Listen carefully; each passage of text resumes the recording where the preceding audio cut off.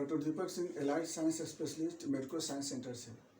आज आपको एक टॉपिक बता रहे हैं ऑब्स्टेट्रिक का, इंटरटर्म ग्रोथ रिटार्ड या रेस्ट्रिक्शन। मतलब हम ये जानते हैं कि एम्ब्रियो जब जाइगोट जब इम्प्लांट करता है, उसके बाद एम्ब्रियो डेवलप होती है, उसके बाद फीटस बनता है, तो उससे लेकर के इम्प्लांटेशन से लेकर के और डिलीवरी तक हर वीक वाइज अलग अलग वीक में अलग अलग उसका ग्रोथ होता है। ये ग्रोथ को हम लोग दो चीज़ से डिनोट करते हैं, एक फीटस के लेंथ से और दूसरा उसके वेट से। लेंथ कितना बढ़ रहा है और वेट कितना हो रही है। लेंथ के लिए 3 पैरामीटर को लिया जाता है। एक पैरामीटर है फीमर का लेंथ, दूसरा पैरामीटर है हेड सर्कमफेरेंस, तीसरा है अब्डोमिनल सर्कमफेरेंस और एक है बॉडी वेट। लेकिन कहीं कहीं पे हम लोग जो हेड का बायोपेराइटल डायमीटर लेते हैं, लेकिन सर्कमफेरेंस से हमें पता चल जाती है। तो 3 पैरामीटर लेते हैं लेंथ का और एक लेते हैं हम लोग वेट का। तो इस तरह से अगर बाय द वे उसको पैरामीटर में, उसके अल्ट्रासोनोग्राफी में, या इसको फीटल वेल बीइंग बोलते हैं, तो फीटल वेल बीइंग में अगर सपोज ग्रोथ का अगर ये वैल्यू अगर उसका अगर घटा हुआ आ रहा है, तब इसका हम लोग उसको IUGR बोलते हैं। ये IUGR 2 तरह का होता है, एक होता है सिमेट्रिकल IUGR और दूसरा होता है एसिमेट्रिकल। सिमेट्रिकल और एसिमेट्रिकल। एसिमेट्रिकल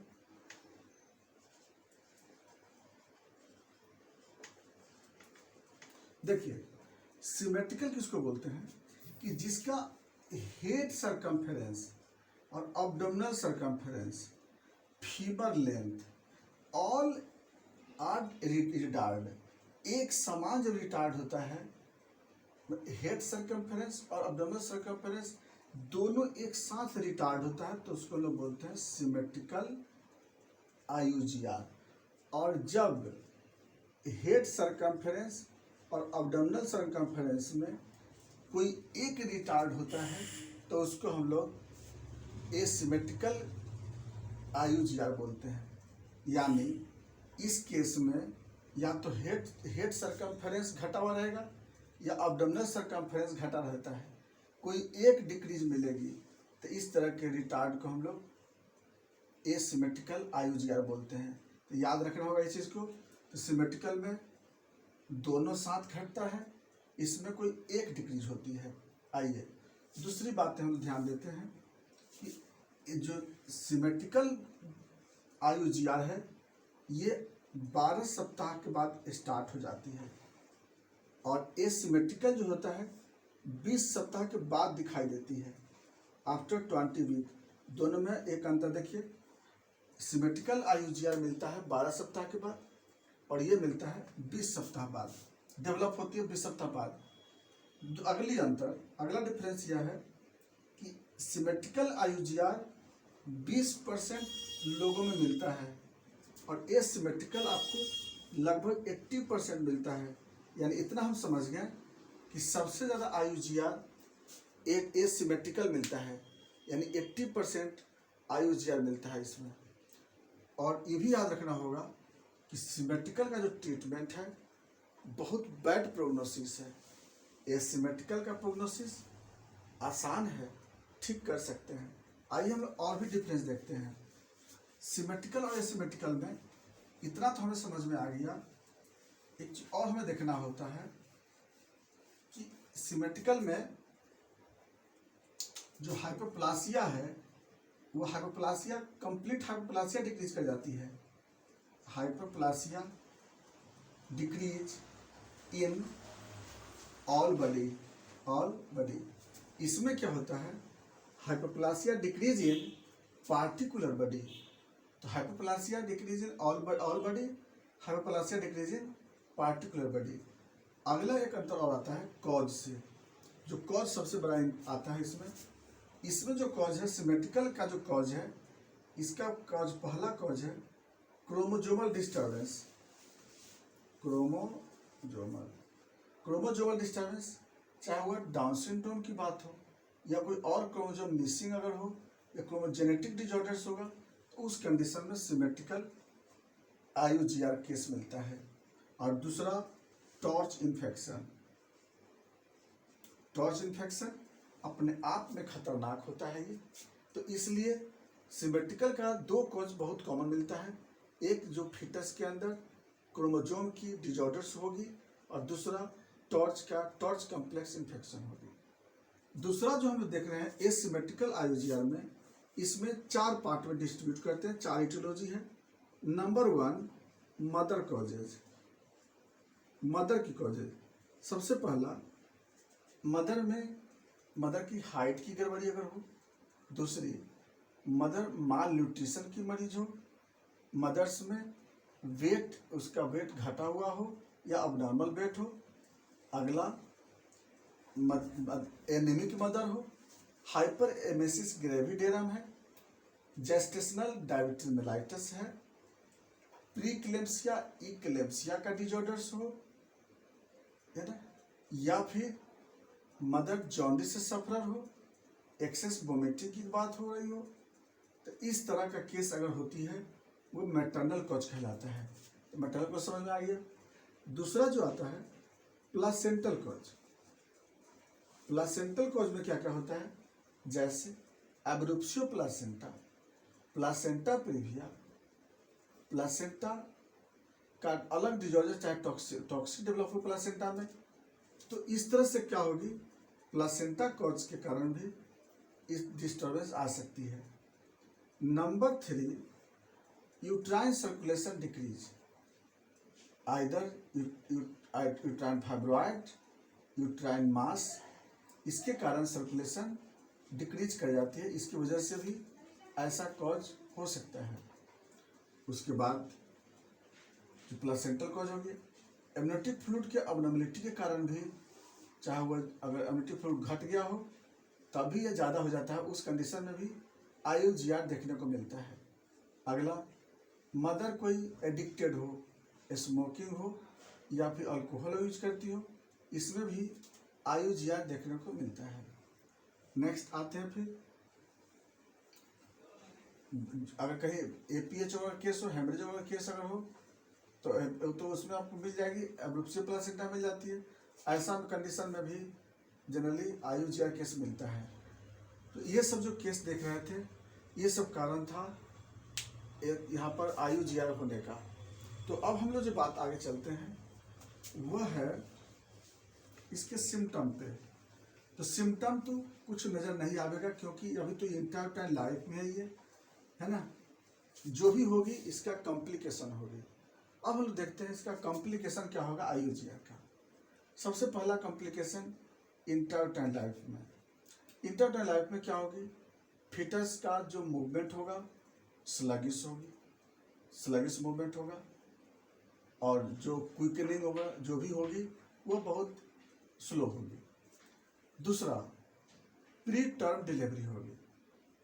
तीसरा डिलीवरी के समय रेस्ट्रिक्शन आ सकती है या फिर लॉन्ग ड्यूरेशन हो सकता है। अगला प्लासेंटा फुल्ली हो सकता है एक्सपल्सन नहीं हो, रिटेन हो सकता है प्लासेंटा में, ब्लीडिंग डिजॉर्डर्स की बात हो सकती है, या फिर जो प्यूपेरियम डिजॉर्डर्स है वह मिल सकता है। नेक्स्ट जो फीटस की बात, जो चाइल्ड की जो बात होगी उसके अंदर क्या कॉम्प्लिकेशन होगा। सबसे पहला एस्फाइक्सिया नियोनेटोरम, या तो हो सकता है कि इंट्राउटेराइन फीटल डेथ भी हो सकता है, बट मैक्सिमम केस में बचेगा, इसीलिए इसको हम लोग ज़्यादातर इसको NICU में रखा जाता है बच्चों को। इसके बाद एस्फाइक्सिया नियोनेटोरम, डिक्रीज नरिशमेंट, डिक्रीज क्राइनेस, बच्चा रोएगा भी तो बहुत कम, नरिशमेंट में बहुत दिक्कत होगी, डिफिकल्ट रेस्पिरेशन इनटेक, डिफिकल्ट ग्लूटिनेशन। इसके बाद जो चाइल्ड को सीजर अटैक करेगा, कन्वल्सन होगा, कन्वल्सन बच्चों में उसमें देखने को मिलेगी। इसके बाद जब हम लोग आगे देखते हैं उसको, तो मरासमस का बच्चा हो सकता है, या फिर वो जनरली स्पीच का डिफिकल्टी, मेमोरी का प्रॉब्लम्स इस बच्चों में देखने को मिल जाता है। क्योंकि रिटार्ड ग्रोथ ही रिटार्ड है तो ब्रेन का डेवलपमेंट भी रिटार्ड होने की चांस होती है। और इससा बच्चों को देखा जाता है कि लॉन्ग लाइफ तक इसका जो ग्रोथ होता है वो जनरली बहुत कम होता है। तो ऐसे जनरली बहुत कम बच्चों में मिलेगा आपको जो कि इस तरह का ग्रोथ कंडीशन मिलता है। नेक्स्ट, जो बहुत कम ही बच्चा मिलेगा जो इसका ग्रोथ बहुत अच्छा मिलेगा। बाकी मैक्सिमम में तो क्या होता है कि सब दिन जो होता है उसका वेट कम मिलेगा, ब्रेन का कंडीशन कम मिलेगा। नेक्स्ट आते हैं इन्वेस्टिगेशन। इन्वेस्टिगेशन में कराते हैं फिटल वेलबींग, जिसमें हम लोग डॉपलर या डबल लाइन फिटल वेलबींग कराते हैं, जिसमें हम लोग बॉडी का एग्जामिनेशन करते हैं। उसमें हम लोग जब हम लोग उसका फिटल वेलबींग देखते हैं तो उसमें जो चार्ट देखते हैं, चार्ट लिखा रहेगा नीचे में, जिसमें हार्ट रेट या बीपीडी बाइपैरेटल डायमीटर या फिर HC head circumference, AC abdominal circumference या फिर एफएल फीमर लेंथ या फीटल बॉडी वेट, ये सब आपको उस चार्ट में लिखा रहेगा। नॉर्मल से कम आपको मिलेगा। ये हम लोग करा के देख लेते हैं। नेक्स्ट आते हैं फिर हम लोग ब्लड शुगर जांच कराते हैं, सीरम बिलिरुबिन कराते हैं, एसजीपीटी कराते हैं। तो ये सब हम लोग जांच करा के देख लेते हैं कि ये सब के कारण भी और में भी कि हो सकता है मैटरनल डिफेक्ट कुछ आ सकती है। अब जब ये जांच करा, इसके बाद हम लोग चलते हैं फिर मैनेजमेंट में। इतना याद रखना होगा हमें कि सिमेट्रिकल आईयूजीआर में बैड प्रोग्नोसिस होती है, इसलिए हम लोग इसमें तो कुछ नहीं कर पाते हैं। लेकिन इसमें अगर एक काम कराते हैं हम लोग, प्रेगनेंसी को टर्मिनेट करा देते हैं। चूँकि नेक्स्ट प्रेगनेंसी के लिए हम लोग एडवाइस करते हैं कम से कम वो सही हो, या तो जाइगोटिक इम्प्लांटेशन से या फिर आर्टिफिशियल इंसेमिनेशन से। इस तरह के लिए हम लोग एडवाइस के लिए है, बहुत सारा मेडिकल टेक्निक है कि उसके लिए कौन सा हम उपाय दे सकते हैं। दूसरा जो आपका एसिमेट्रिकल आईयूजीआर में जो क्या करते हैं कि हम लोग जिस तरह का इटियोलॉजी पहले देख लेते हैं उस तरह से हम लोग मैनेजमेंट करते हैं। एनीमिया होगा तो फिर ब्लड ट्रांसफ्यूजन, ब्लड देंगे, हीमोग्लोबिन। मदर को हम एडवाइस करते हैं, मदर को हम लोग न्यूट्रिशन प्रोवाइड करते हैं। जिस न्यूट्रिशन की कमी हो वो न्यूट्रिशन देते हैं हम लोग पेशेंट को, मदर को। अगर फ्लूइड रिप्लेसमेंट की बात होती है तो फ्लूइड रिप्लेसमेंट भी करते हैं पेशेंट को हम लोग, मदर को। और अगर हेमरेज वगैरह है तो हेमरेज को ट्रीटमेंट करते हैं, क्योंकि हमें मदर को अगर ट्रीटमेंट कर दें तो वो जो आईयूजीआर का केस है वो आराम से नॉर्मल है। लेकिन एकदम केयरफुल ध्यान देना होगा, क्योंकि अब जितने समय में हम इस मदर को ठीक कर सकेंगे उसके अनुसार ही मेरा फीटस का ग्रोथ नॉर्मल होगा। क्योंकि इस पे अब निर्भर करेगी फीटस का ग्रोथ और इस पे निर्भर करेगी अब उसका फ्यूचर। क्योंकि कॉम्प्लिकेशन में एक दो चीज़ और भी इंक्लूड कर लीजिएगा कि कंजेनाइटल डिजीज होने की चांस बच्चों में ज़्यादा होगी।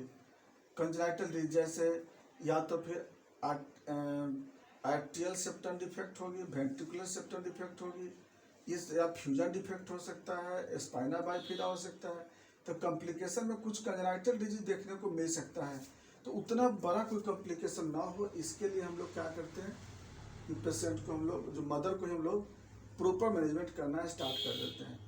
अगर बाय द वे सिमेट्रिकल में जैसे टॉर्च कॉम्प्लेक्स इन्फेक्शन होता है तो वो तो हम लोग अगले प्रेगनेंसी के लिए हम लोग एडवाइस करते हैं, क्योंकि टॉर्च इन्फेक्शन है तो प्रेगनेंसी को टर्मिनेट करना नेसेसरी हो ही जाता है। इस तरह से आईयूजीआर में हम लोग मदर को ट्रीटमेंट करते हैं और जैसा अल्ट्रासोनोग्राफी में फाइंडिंग मिलता है उसके अनुसार हम लोग फिर ट्रीटमेंट किया जाता है। ये था मेरा इंट्रायूट्राइन ग्रोथ रिटार्ड और रेस्ट्रिक्शन। बाकी बातें हम लोग नेक्स्ट वीडियो में चलते हैं।